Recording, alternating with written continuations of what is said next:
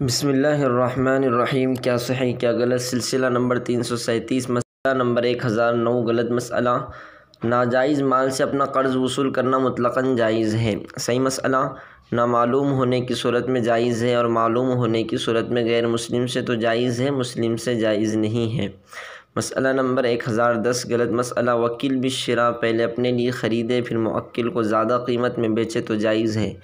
صحیح مسئلہ، وکیل بالشراء یعنی جس کو کسی چیز کے خریدنے کا وکیل بنایا گیا کا یہ حیلہ کرنا جائز نہیں، کیونکہ وکیل امین ہوتا ہے، اس طرح کرنے میں خیانت لازم آئے گی۔ مسئلہ نمبر 1011، غلط مسئلہ۔ جلدی میں ٹرین میں سوار ہو گیا اور ٹکٹ نہیں لے سکا تو مجبوری میں کوئی گناہ نہیں۔ صحیح مسئلہ، اس سے سبکدوشی کا طریقہ یہ ہے کہ اتنے سفر کا ٹکٹ لے کر پھاڑ دے، اس سے ریلوے کا مطالبہ ذمے میں باقی نہیں رہے گا اور یہ حرام سے بچنے کا کھیلا ہے، اس لیے جائز ہے بلکہ مستحسن ہے، بلکہ حق ادا کرنے کا کوئی اور طریقہ نہ ہو تو یہی واجب ہے۔ فقط والسلام۔